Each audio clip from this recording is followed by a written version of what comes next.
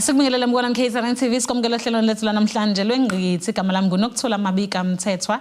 Bukela hlelo lengqikithi la sithi ake sihlale khona sifundisane sibonisane ke sikhulisane nje mkwalana KZN TV ngempilo nangeindlela zokuphila. Mawufisa ubanxenye hlelo lethu lanamhlanje 035 7898855 noma uthina ukuthola m@1kzntv.co.za. Khona kubaba namhlanje ngisokhuluma naye namhlanje sikhuluma nje ngeindaba zokwelapha ngokwendabuko. Kanti mkwalana KZN TV kunjalo ngihambe ngede namhlanje ngihamba nawe udokotela namhlanje esoke sithi ukukhuluma naye namhlanje seza ukuthi ubani usuka kuphi nokuthi umsebenzi wabo bawenza kanjani. Baba sikubingelele sikwamukele ehlelweni sitshela nababukeli be1 KZN TV ukuthi ubaba ubani usuka kuphi nendawo. Enhlane enzansi neAfrika angibingelele kumbukelo we1 KZN TV channel 261. Umfana emnyama la uDr Bulldozer abantu abaningi bayamazi bamanzi ngomsebenzi awenzayo. Ikakhulu njengoba kusebenza endaweni ezimbili indawo yakwaMhlabe yalingana kuphinde kweindawo yalapha eNzansi eMtubatuba eSenlusha. Abantu abaningi ke bayazi ukuthi uma kukhulunywa ngomfana emnyama kukhulunywa ngoBulldozer kukhulunywa ngobani. Uma ngabe mhlamba ukakangazi ngikhola ukuthi usazongazi. Shutha akabi nankinga lo ungakwazi. Ngoba silungisa inkinga la. Angabi nankinga usazongazi ngoba baye bathi inyanga ikhulunyelwa umsebenzi imisebenzi yayo. Yes. Kuba njalo sisi. Mhlambe nje awusitshele ngomsebenzi wakho ukuthi usuka kuphi nokuthi uthathe nini lo msebenzi. Umsebenzi ngiqale ngo2018 kodwa ke ngicela esigabeni sokuthi angiyena umuntu osebenza kakhulu ngemithi. Mhlambe emthini ngiyangena kancane kodwa ke ngidume kakhulu ngalento ebizwa ngamadoda.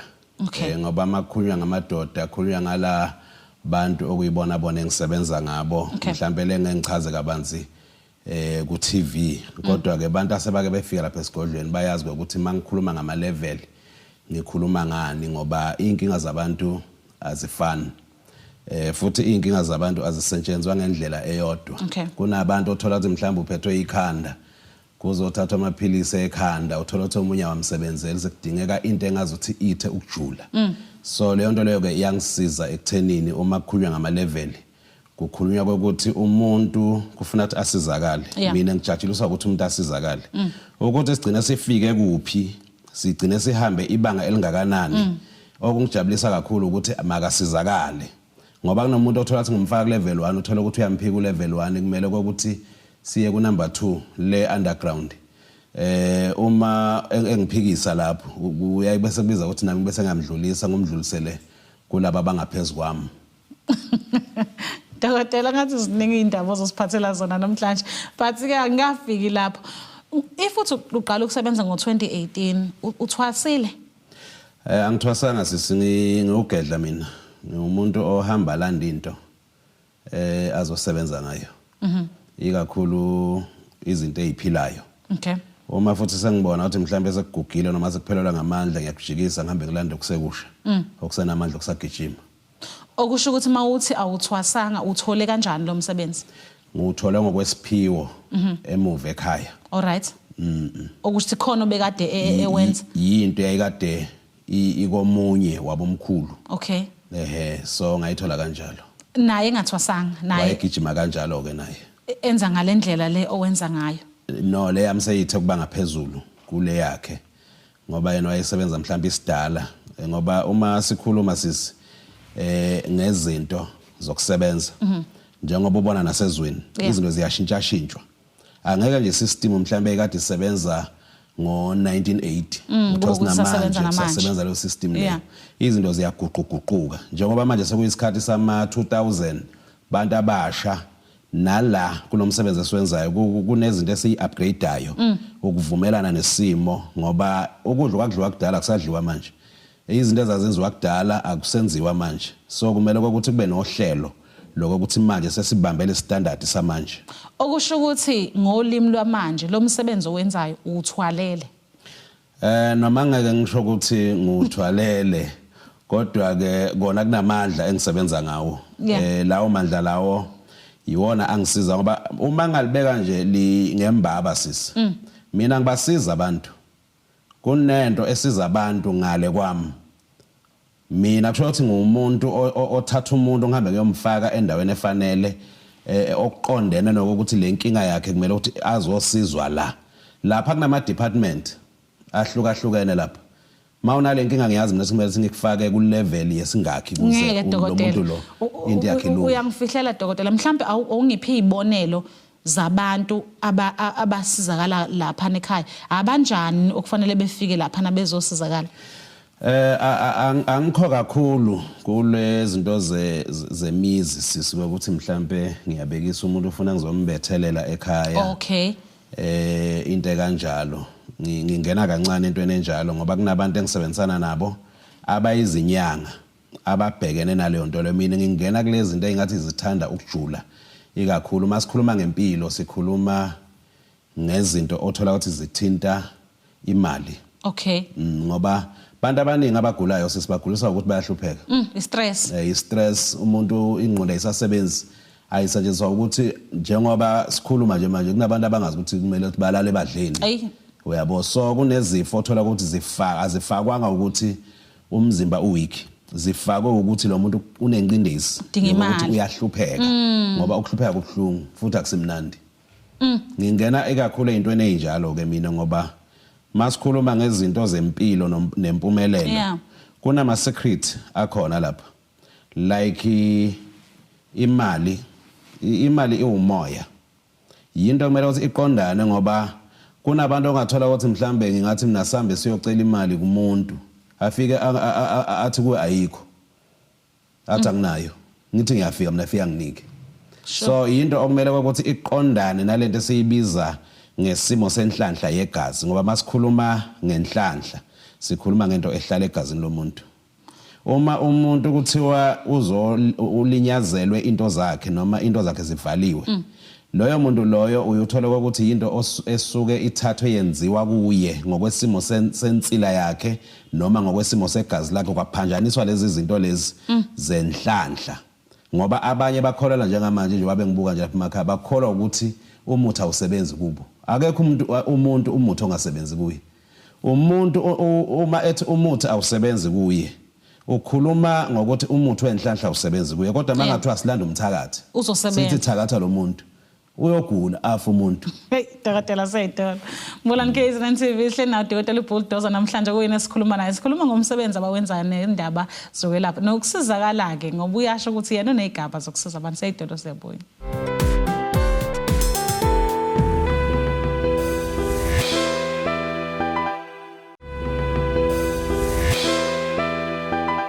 Asiphinda sikwamukela Mbulani KZN TV sabukela uhlelo lengqikithi sihleli nayo dokotela uBulldozer namhlanje akuyena esikhuluma naye sizofunda nje ngomsebenzi nokuthi thina ke njengababukeli be1 KZN TV singasizakala kanjani umkhulu sekhuluma into ebaluleke kakhulu wathi zonke izifo ezikhona zidalwa incindezi ebakhona kumuntu ikakhulukazi incindezi yokuthi imali asinayo uthi kumkhulu nendlela yokuthi esilekelele ukuthi esuse leso stress naso stress uzosisusa ngokuthi kulekelele ngendlela yokuthi ukhanda imali uzobona wena ukuthi kahle umuthi awudingi futhi ukwelashwa awunayo anxiety wena awunaso stress awudingi futhi ukuya esibhedlela udinga imali ngisho kahle dokotela kuba njalo sisi Nokuthula okunye mhlambe engake ngikucacise kubantu impilo ihamba nezinto ezingama secret nezinqumo kwakuthi nje umuntu unqumile kwakuthi uzokwenza kanje nama secret akhona ngoba njengoba ngithi mina ngisebenza ngama level kuno level 1 no level 2 no level 3 no level 4 anginabo kahle abantu abaningi abaye bafinyelele kule level yokugcina bayaye baphelele la ku level number 3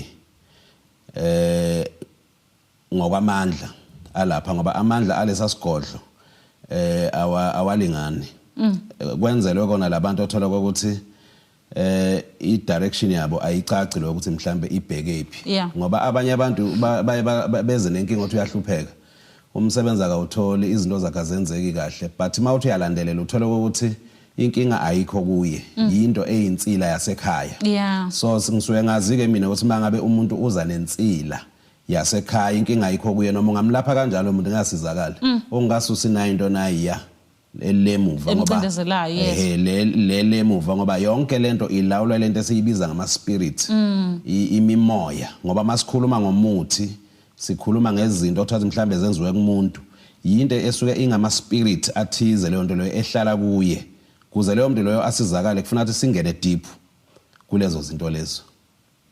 Mfundisi ngixolisa dokotela ukhuluma indaba yokuthi kunezigodlo ezihlukene zokulapha abantu and ukhuluma indaba ukuthi kunesinye su number 4 okuthi abekho abaningi abafinyelela kuzona waphinde wathi kahle kahle wena awusebenzi kukhona abathize abasemva kwakho kuyibona abakulekelela ukuthi wenze umsebenzi okusho ngomzimba wakho kwenziwe umsebenzi. Mina ekhanda lami kube sekuregister ukuthi shuthi uthwele wasethi ubaba cha angithwele ngase ngithi okay shuthi usebenza ngezigubhu angisebenzi ngezigubhu shuthi usebenza ngezipokwe ake ngikubekisele mhlambe ukuze umuntu angabi kungabi nokudideka mhlambe lapha emakhaya umuntu kunesigaba la uthola khona ukuthi usebenza kakhulu ngabantu abangasekho labantu esibabiza ukuthiwa izidalwa. Okay. Uma sikhuluma ngezidalwa asikhulumi ukuthi kini uzothatha bonke labo bantu labo usebenze ngabo. Uyothola ukuthi mhlambe umuntu oyi1 yiko omunye uthola ukuthi mhlambe usebenza ngogogo wakhe. Ugogo wakhe. Yeah. Lo amphendula noma ke lo owamthanda bakuyenza sikuthanda isidalo. Sikuthande sona. Uthola ukuthi into zakho nje ziyenzeka mhlambe awu understand lokuthi nginenhlanhla into zami ziyenzeka kuphela umsebenzi ngithola umsebenzi ngiba nenkinga ngibona inkinga seyixazululekile mawuthi uyobheka uyohlola la uhlola khona kufike kuthiwe ngogogo wakho noma ngumkhulu wakho kungasho ukuthi ngumndeni ngoba lapha emndenini akubona bonke abantu ongabenza izidalwa ngoba kunabantu abafakabi bafangezwani bangahlambuluka lananga lento yama family issues ngeke nithi ningezwani ngokwenyama nisaphila bese uthi leyo muntu uzomphendula umenza isidalwa ngale emoyeni ngoba inyama ixhumene nomoya umuntu umefa akuleso simo leso nangalo uqhubeka abe yileso simo kodwa mkhulu ngeke nilokho mhlawumbe sikubize ngokuthi uthwebule abantu abangasekho njengoba ngisho nje intombi ukuthi lapha kuyenzeka uthola ukuthi isidalwa sikuthanda sona kunabantu nje uthola ukuthi unenhlanhla ozothi mathi uyohlola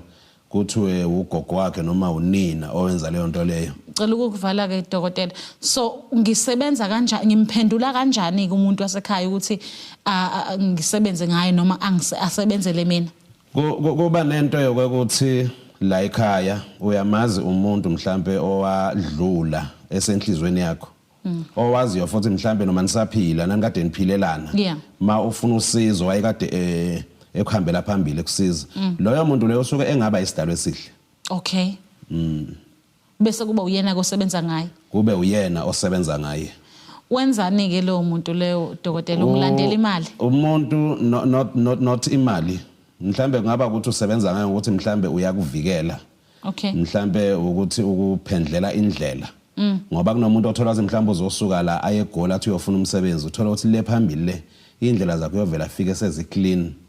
Uthola ukuthi mazothi uyalandelela ukuthi nguye lo omhambela phambili. Angakabaleki njalo ntombi kulento leyo ukuthi ngisebenza kanjani bengisaya lapho bengisayindlalela lenkulumo. Okay ungakafiki ke kuleyo dokotela mhlawumbe uzobona ukuthi uyiphendula kanjani bese ngifuna ukuzwa ukuthi uma usungimphenduleleke umuntu wasekhaya esengilekelele ngihambela phambili ikhona nemigomo kodwa ke ngikudedele mhlawumbe uqedele. Imigomo ukusebenza ngomuntu wasekhaya kuyinto enhle kakhulu ngoba yifa lasekhaya akusakufani nokulanda isilwane ongasazi noma into ongayazi uzoyifaka ekhaya.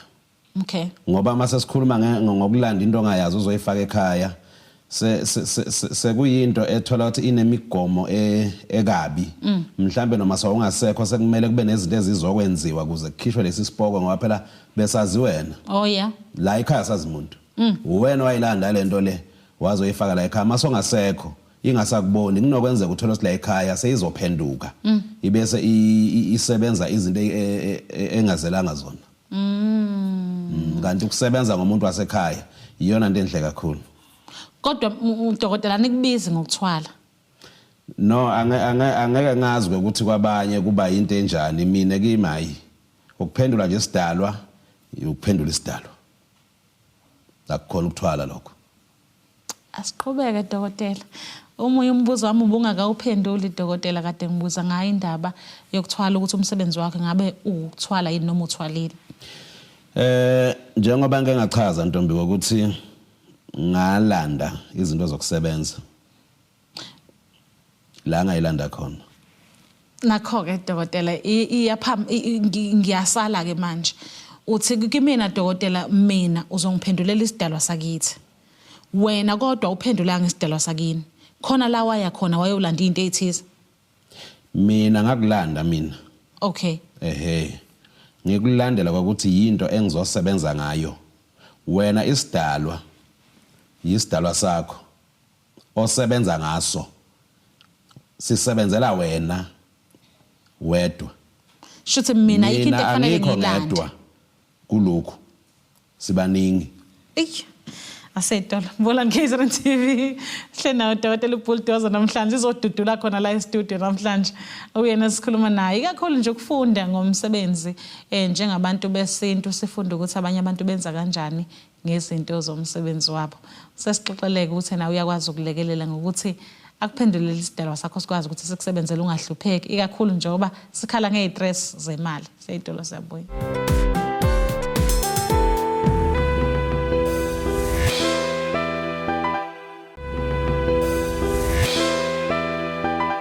Asifuna sikwamukela Mbulani KZN TV sabukela uhlelo lenqgithi hleli nawo omkhulu namhlanje Dr. Bulldozer uyena sikhuluma naye namhlanje sikhuluma ngazo indaba zeinhlahla nokuthi edlozini lakho izinto ungakwazi ukuthi uyithole kanjani. Na umkhulu omunye uyabuza la ubuza ukuthi naye ungixolela mangisebenzisa amagama angafanele wathwala ngesidalwa ngomkhulu wakhe. Umkhulu wamsebenzela kwakuhle kwa right kuthe kuphakathi nendawo base abanye bomndeni baphinde bemphendula futhi umkhulu yena lo naye abekade esebenza ngaye uthe maye bemphendula izinto zaseyibheka phansi kuye kwaphela umsebenzi kwaphela imoto kwaphela zonke izinto manje umkhulu kwangathi usephendulwe wayosebenzela futhi abanye abantu iyenzeka into enjalo noma uma ngicabanga nje mina angeke ngize ngitrapheke ngalolo hlobo. Iyenzeka sisinto enjalo. Ikakhulu mangabe umndeni omkhulu. Ngoba umndeni mawumkhulu abantu ezibakhula indlela zabo ziyayibese ziyahlukana. Yes. Uma ngabe kuukuthi vele usiphendulile isidalo noma waphendulelwa sona kunalo umuntu osebenza ngaye. Makwenzekile waba khona omunye othola ukuthi mhlawumbe uzohamba leyo ndlela. Mhlawumbe afike akuthole phambili. Ukuthi wena usebenza ngomuntu kanje noma kungasikwa ukuthi mhlambe bafike basiphendula esidalwa kuwe mhlambe bangakwazi ukuthi bahambe bakuvale noma bamvale loyo muntu uthola ukuthi into zakho mhlambe ziyogcina seziba nokumosheka. Okay. So yonke ke into kufanele ukuthi uyiunderstand ekhaya ukuthi inobuhle bakhona nobubi bakhona. That's why uma ufika lapha esigodlweni kufanele ukuthi ngicale ngikuchazele ukuthi njengoba sizokwenza lento le kufuna uqaphele 1 2 3 ngoba kunokwenzeka vele uthole ukuthi uyogcina kusasa sewuneyinkinga ngokwekuthi mhlambe sewuvika kakhulu uzama kuvikela lento yakho le oyenzile mhlambe sekubonakele uthole ukuthi futhi okunye ekhaya ngokunga understand bazothi uthethe idalwa ngike ngakuveza la ekucaleni ukuthi ekhaya awuyithathi zonke idalwa uthatha nje loyo muntu othize mhlambe ozosebenza ngaye not ukuthi usukuphendula zonke idalwa phela abaningi abantu ekhaya asebangasekha sebahamba nomunye angathatha noma engawubani. But dokotela yini eyenza ukuthi kungenzeki ukuthi mina uma ngithatha umkhulu ngimphendula esebenzele sonke noma ngegama elihloniphekile asilekelele sonke legcini yini eyenza ukuthi abhekane nami kuphela kuthola ukuthi nje la ekhaya njoba kumama siba u5 kucebe mina ngedwa la bonke lababanye akubalungeli? No, angeke kuze kwenzeke ngoba uma sikhuluma ngempilo sikhuluma ngento eyisecret eqondene nomuntu. That's why uthola ukuthi ekhaya nizwana manisakhula nake nakhula nababadala naqala ukuyimela kube sekuba khona izinkinga eziba khona sekuqala kuba khona umona mhlawumbe omunye uthola ukuthi akasekho comfortable mhlawumbe umsebenzi awusebenzayo uphasi kunabanye ayamukeleki leyo nto leyo kuba khona lento ebizwa ngomona la ekhaya so ake angicabanga ukuthi ukhona ongavele asuke ahambe ayoyenza leyo nto leyo athi uyenzela ifamily yonke ngoba into eyisecret ethinta umuntu ngamunye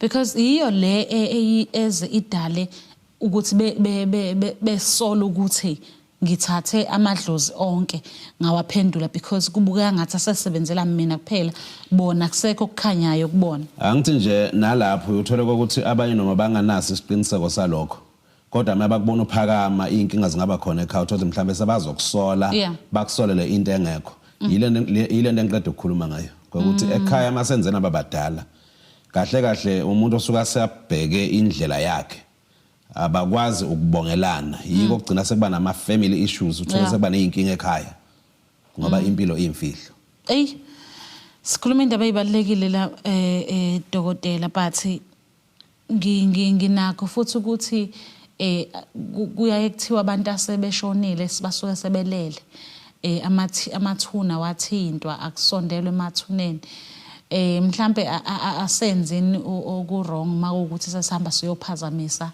abalele no baqinisile mabathi basuke balele kusuke kulele imizimba yabo imoya yabo isuke ingalalanga lapha into esuke siyisebenzisa thina sisebenzisa imoya yabo not idumbu lezi ezisemabhoxini lapha emathuneni okusho ukuthi ngibeka kahle nima ngathi sisebenzisa umoya wesipoke vele yonke into efile iyisipoke nenja iyaba isipoke mase ifile konke okufile vele kusuke kuyisipoke kusho ukuthi ke sisebenza leyo moya eyipoke ngiyasabisa ke dokotela mase kukanjalo ngoba mase singijikela lesi sipokwe isipokwe sizokujikela phela makuukuthi mhlambe into othola ukuthi inemigomo yakhona mhlambe naso uphula leyo mgomo that's why mangabe kuzokwenziwa izinto ezithanda ukuthi zithi ukujula zibe nama secret kufuna ukuthi umlalele kahle lo muntu okwenzela leyo nto leyo futhi mangabe uyabona ukuthi ayingangawe ngeke uyikhona uzame ukuthi ningaze nibe niyiqala nje kwakuyiqala into enjalo ngoba vele sipokwe si-understanda ngendlela yobupokwe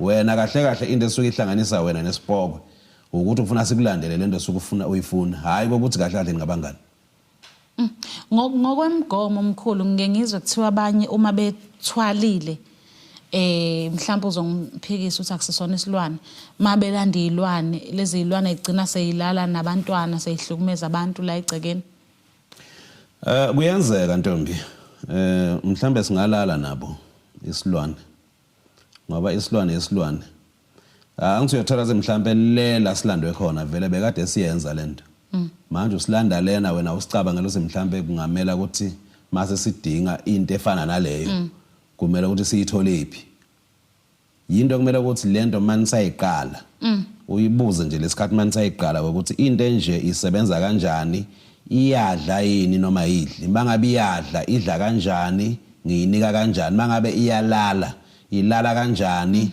ngasiphi isikhathi ikwenza nobani ngaleso sikhathi manje inkinga yabantu into engifike ngayinaka wena sesinokuthula umuntu omnyama uma asajake into ayifunayo angabe asabana ndaba bokubuka ngisho kuthenga imoto lapha emagaraji kuvezwa amaphepha kumele asayine laphana okunezinto ezibhaliwe akasafuni ngisho ukufunda ukuthi kahle kahle yile ebhaliwe laphana yena soja ukusayina ngoba ufuna lento ayifunayo yilento ke efike ilimaze abantu abaningi uthola ukuthi umuntu uzogijimela indaba zezipokwe kanti akayi-understand indaba yezipokwe ukuthi yinto edila kanjani esebenza kanjani ngoba kunabantu othola ukuthi uzomnika into umtshela ukuthi njalo ngonyaka uboyibuyisa usuke wazi ukuthi mhlambe mawuthi uboyibuyisa uyibuyisela ukuthi izokwenzani leyo nto leyo uthola ukuthi uzobe seyayiphula leyo mgomo leyo uyabo yila ifike besicala khona ke inkinga asedolo mkhulu Bolani KZN TV sikhuhleli naye umkhulu namhlanje uBulldozer kuyena sikhuluma naye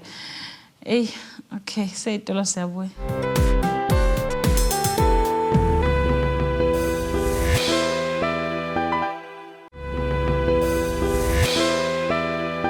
Asifuna sikwamukela Mbukela Nkhiza NTV usabukela uhlelo lengqikithi sihleli nawo udokotela namhlanje kuyena sikhuluma naye sihleli nebulldozer. Ya bulldozer eBay namhlanje kuyena sikhuluma naye mayelana nomsebenzi abawenzayo nempilo nje. But mkhulu na umbuzo wami bekade ngibuza ngiyazi ukuthi sithe ukuthi halamuzi ngalesikhathi sesayitolo. Impilo yakho after usulande labantu osebenza ngabo ibe kanjani noma injani manje? Mbukeli ekhaya ngiyabonga umbuzo wakho omhle kakhulu sisi. Engakusho ngempilo empilweni sinedinga engafani. Yeah. So kunabantu othola ukuthi empilweni bafuna izinto ezinkulu kakhulu. Yeah. Kube khona othatha mhlambe baphathi nendawo. Kube sekuba khona omunye umuntu ozothi hayi mina ngifuna nje ukuphila nje. Normally. Lento yokuphila kukuwena ukuthi ufuna amandla angakanani noma ufuna ukuhamba kangakanani ngempilo. Bese ke ngizothi bayazi laba engibasizayo. Indaba yempilo awuyimemezeli ukuthi mhlambe so right kangakanani ngoba ngibalekela ukusebenza kakhulu bese kuba nama overtime amaningi kumuntu othola ukuthi uhambe memezela noma uhambe show offer ngezinto anazo ngoba bantu abaningi uyothola ukuthi lesikhathi mawuveza kubhlungu ukuthi umuntu akutshela ukuthi nginemali ngino 10,000 wena ephaketheni lakho kuneshumi.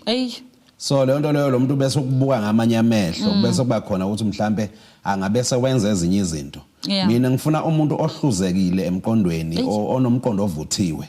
Mawuza lapha esigodlweni uze uvuthiwe ukuthi ngempela uphumile esayidini lobungane usuthathe lempilo ukuthi sowufuna ukusebenza usebenzele izingane zakho ngoba ngihlezi ngithi mina abantu wena sisinokuthula ukuhlupheka kwakho kunabantu abahlupheksayo njengoba uma uhlupheka unganalutho kunabantu obasokolisayo so umhla waba right labo bantu nabo bayojabula labantu othola bangaphansi kophiko lwakho.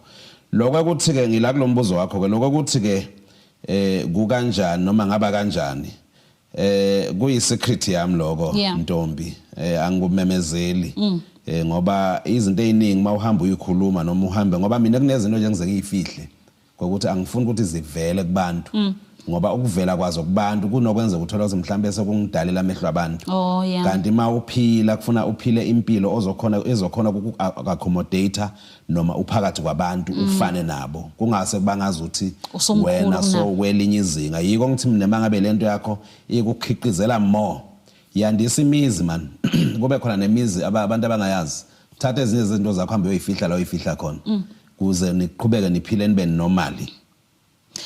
Kuyenzeka wemkhulu ukuthi mangifika kuwe ngizocela ukuthi ungenzele ngiphendulele lesidalo uthola ukuthi akwenzeke. Yeah kuyenzeka uthola akwenzeke. Sure. Ngezizathu eziningi. Abanye abantu abafani lana kunabantu abamsulwa othola nje sinso abakhona akakwalichitha igazi. Kube sebakhona ozothola ukuthi mhlambe ibackground yakhe ikabi ezintweni ezinjalo mhlambe nje umuntu oyibiyela la ibiyela khona so wabulala abantu wenza izinto eziningi manje me eza lo muntu uzomsiza akunofana njengalo ngoba izinto zakhe zamukeleka kalula egazini lakhe ngoba igazi lakhe li clean ngoba uma sikhuluma ngezinto ezikanjalo singabiye siyithinte even nalapha emakhaya kunabantu abahamba neziqalekiso zabazali othola ukuthi lo muntu lo bambambela inhliziyo bangashona abazali othola ukuthi mhlambe emeza ngoba namanje le nto leyo ngisazoyibeka ibe clean kubantu ukuthi kunezinto ezilungiswa ngomuthi kunezinto ezingalungiswa ngomuthi mangabe nje uhamba nesiqalekiso sika mamakho awusebenzi umuthi lapho usebenza lento esiyibiza ngenhlambuluko ngoba akawusebenzisanga umuthi mhla eqalekisa wakhuluma amagama lawo magama lawo azolungiswa ngokuthi kube khona lento esiyibiza ngenhlambuluko not umuthi manje kunabantu othola ukuthi bazoza nezinto ezifana nalezo uthola ukuthi ngizoba nalobo bulukhunyanyana that's why lapha kunalento esiyibiza ngama level ngoba uzombona lo muntu ukuthi ukulesimo lesi kudinga ukuthi aye ku number 3 noma kudinga ukuthi aye ku number 2 aphume la sigodlweni lesijwayelekile ngesimo sokuthi vele egazini lakhe sekunemimoya eminingi ephazamisa lento esiyibiza ngesimo senhlanhla ngoba yonke lento ilawulwa ukuthi kufuna i-connect lapha ku egazini lakho igazi lakho lithandane nalento ukuze ikusebenzele kahle. Umkhulu lento le ephendulwayo ngixolele mangisebenzisa amagama olento le kuyenzeka yini uthola ukuthi uma kuukuthi ngithathile umkhulu ngaphendula ukuthi akangisebenzele mina umkhulu bese makushaya isikhathi sokuthi ngihambe emhlabeni bese saleba uhlupho. Angubeke kucace lokho Ntombi ukuthi izinto enginazo mina azibi ngezakho. Izinto ezifana nezinto eziyi-contract uzingakuboleka emva kwesikhathi kufuna ukuthi ukubuyise. Anginayo nje into ezothi umuntu uzohlala nayo kuze kube phakade lana ngikunika into okumele uyolungisa isimo mayiqede kusilungisa isimo kufuna uyibuyise ngoba nabanye bayifuna. Ha. Bese ngiqhubeka kanjani ngiphila mkhulu? Angithi mangabe boze ngokuthi ufuna imali mase kukunika imali vele wena nisibangani nakho. Wena ufuna imali mase uyitholile imali ibuyisa into yami ngoba nabanye bayifuna. Mayiphela imali? Okwakho phela uthi imali iphelile abantu imali indlela abayisebenzisa ngayo bayisebenzisa umathanda kuwena ukuthi wenza kanjani ngemali kodwa lobo kade ukuzele kimi mina ngisase ngikwenzile. Mkhulu asigoqe amazwi akho okugcina kulezi zinto besikhuluma ngazo namhlanje athini?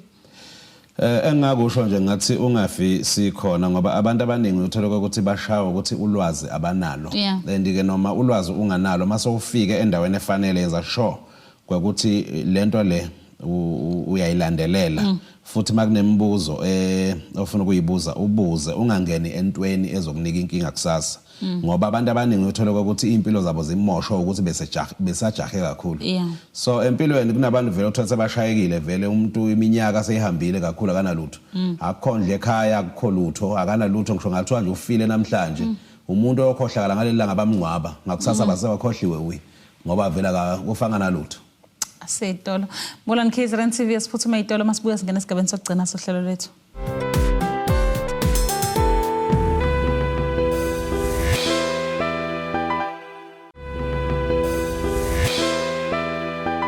Asibona sikwamukela Mbulani KZN TV njengamanje singena esigabeni sokugcina sohlelo lethu fanele sitetele umkhulu ukuthi ahamba buyele emsebenzini. Mkhulu ngiyase sikhulume ngezinto ezinkulu kakhulu and siyathemba ukuthi abantu bazokwazi besizakale mayelana nalolu hlelo nokuthi bekwazi ukuthi balungiseke izinto zabo endabeni zeimali njengoba sobekile ukuthi istress siyadalwa ukuthi imali awunayo.